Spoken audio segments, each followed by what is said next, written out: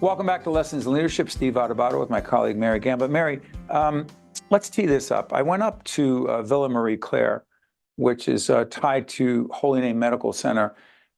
It is an extraordinary place, an interesting place. I mean, the interview you're about to see is with Patrick Maron, who's the administrative director of Villa Marie Claire. We'll be talking about logistics. Villa Marie Claire. How would you describe Villa Marie Claire first? Yeah, well, first of all, it is just a wonderful, wonderful place that when we're all going to be faced with a family member, end of life care. So it's a place where the family and their family members can go for inpatient hospice, but it's more than that. They have everything from horse therapy to activities to support for the family in a comforting environment. We would all love to have our loved ones home at end of life, but when that's not possible, Villa Marie Claire just fills that gap in a caring, supportive, and nurturing way, not just for the patient, but also for the family members and friends. Another thing about this, and again, I've said this before, I'll say it again, I've never been good in talking about end-of-life issues and dealing with our dad passing a few years back and seeing what my mom faced and what we all faced. And everyone deals with this in one way or another. It made it even harder because the reality of mortality becomes much more clear when that happens. And Mary knows quite well, and losing her mom a few years back. But along those lines, Mary, the conversation with Patrick is really about leadership, logistics, the work that had to be done at Villa Marie Claire, the changes that they made there, the impact of COVID, deadlines. How about supply chain issues, construction? Exactly. Someone says, what does supply chain and construction issues have to do with leadership? You say everything. Yeah, it's leadership and logistics, and that's what he gets into. And it's funny, not even funny, haha, but you're trying to build this amazing facility that's so needed. But again, COVID reared its head, and next thing you know, you're dealing with supply chain issues. So some things are out of your control, and he addresses just really how he did that, and also bringing the team together in those challenging times and really overcoming those challenges. Not to mention partnerships, relationships, dealing with conflict, dealing with the need to negotiate. It's all about leadership, getting things done, particularly when it's an important thing to be done, like helping people have a place in their last few days, as Villa Marie Claire does. The cause and the goal is clearly laudable, but getting there, that's the question of logistics, management, leadership. And that's why we talked to Patrick Maron all about those issues and more. Let's check it out. Patrick, we're here at Villa Marie Claire, and your background is in construction. Yes. I'm fascinated by the concept of leadership and logistics. Like, what does it take to move a project forward, and what does that have to do with leadership versus management versus day-to-day operations? You're a leader. You've been a leader of this logistical operation to make this renovation happen. How challenging? Very challenging. So same thing when we started this renovation, the bulk of it, I should say, on the internal side of things, it was in the midst of the pandemic. And obviously that has its own logistical challenges and leadership challenges that came through with it across the entire healthcare spectrum. But particularly for this project, it made it difficult to really be able to work with a lot of the suppliers and vendors that came into play. And so a lot of it was, to the point that you made before, a little bit of the day-to-day operations and having to be flexible and accommodate and move around to make sure that we were still able to complete the tasks. Obviously, just have to do it through a different means than we'd initially planned for. And so I think the biggest leadership challenge that came out of this was actually about the idea of everything kind of went awry, right? So everything that we pre-planned, obviously the same way the pandemic hit for all the hospitals, really started to create some challenges really that came into play from the day-to-day. Supply chain was one of the bigger ones. The day-to-day logistics of getting contractors here because no one knew what was going on with the pandemic itself. Yeah. And in the contracting world, and in a project to this scale and scope, you do run into delays and issues where if you don't keep on track every day, those trades, those contractors typically will go to another job. So there is a domino effect that would happen. And so the challenges of trying to maintain and keep everybody here and get the supplies, the equipment, and the answers, more importantly, from the state or even the local jurisdiction's perspective, was really some of the bigger issues that we ran into every day. Let me ask you this, because for Lessons in Leadership on the series we do, we try to understand the mindset of leaders, particularly under pressure. Sure. We were under pressure. Absolutely. So you got deadlines, and we're obsessed. My colleague Mary Gamba and I, who our executive producer and my co-host, we talk about you got to be deadline oriented. Absolutely. But what you just described doesn't match up with deadlines that have to be met or you want them to be met, but there's so many intangibles. That's right. So many unknowns. Absolutely, right? So how the heck do you manage that?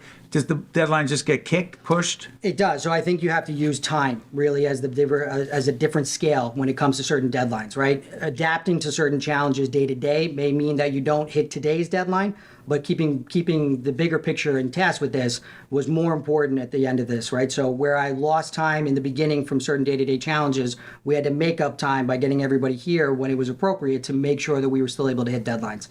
I think the biggest challenge, though, from the leadership perspective, is figuring out how to adapt to those challenges and still making sure that you meet the larger goal at hand, right? And so that, to me, was the biggest piece of this, with the day-to-days may have not always been gone as according to plan or gone well, but keeping track of those bigger goals, those bigger deadlines was the more crucial part of this, and saying, how do I make sure that within these months we're still hitting our goals, right? As opposed to how are we hitting these goals every day? Let me ask you this, Patrick. The other leadership area that we focus on is the need for leaders to keep their head level. Absolutely. And to not overreact, and not also to panic and send a message to others that you are panicking. Right. How did you manage that? It was difficult, and that's, I would probably say, one of the bigger lessons I learned from this whole experience of doing a renovation in the midst of a pandemic was making sure I keep my own emotions intact to keep on top of the day-to-day task and figure out each problem as it arose. How'd you do that? I think one of the bigger things that actually helped me through that whole process was being able to have a rapport with a lot of the contractors and saying, you know, we need to pull everybody in and do a little damage control with this whole thing, and recognizing that there are always going to be challenges and problems and variables that come into play that we weren't prepared for. But being able to say that if you have support through the team and making sure that everybody's on the same page, you can overcome any of those obstacles on each given day. And so I think the team around me that I had, that I was very fortunate to have, was a big piece of how we were able to maintain that level of composure during each day of new challenges that arose with us. I would be remiss if I didn't ask you this. Sure. Because I've known your dad, Mike. Yeah, I married absolutely. for so many years, and you were, I think you were probably 10 when he and I met. Probably. Working in an organization where your dad is the leader, a resource for you? Absolutely. Actually, one of the bigger reasons why I first joined the Villa, right? When I was younger, when I was looking after college through different jobs and different career paths, one of the things that my father actually first taught me was the importance of finding a true mentor, right? Somebody that can really take you under their wing and show you the ins and outs of what it means to be a leader, particularly in the healthcare sphere, right? As much as you may be able to learn through your own experiences in the workforce or even through the academic style, there are intangible lessons that come from someone that's been through it, that's seen it all and done it all, that pay dividends in the long run with this whole thing. Obviously, recognizing my father's been in his position for over 35 years really made it an attractive piece where I can actually learn from someone that's not only my father, but a true leader in the healthcare sphere, and being able to bounce ideas off him and seeing how he handles problems and being able to see that firsthand and adapt it into my own ability and my own style of how I handle the day-to-day challenges of things. Last question. Sure. Lessons in Leadership focuses on not just the leadership lessons that we learn, often by making mistakes, but it's to ask this question: what's the biggest change in you as a leader through this experience, this incredibly challenging and rewarding experience? Sure, absolutely. I think the biggest change that I have is truly understanding what I call the empathetic side of working with individuals, right? So I have a lot of individuals now that work underneath me and work collectively with me, right? And understanding that everybody comes from different perspectives, different challenges, and has their own perspective on certain issues that may come into play. Being able to stay silent, right, in those meetings, in those places, and learn and listen from everybody first and foremost before I render my own opinion, right? It's not always about being right. It's about making sure that the rest of the team is on board to succeed in any of those challenges that we overcame with any of this. What about if you know you're right and you still have to hold back? I do. I think that's actually crucial, right? At 30, you're pulling that off? I do. I try to. I can't say I'm always successful with this, You right? don't bat 1,000. That's right, right? And you learn as you go. But I think it's important, right? Being able to sit back and listen to everyone first and foremost. I'm a big proponent. I try to surround myself with people that are better than me, right? I don't want to be the certain smartest areas. person in every area, right?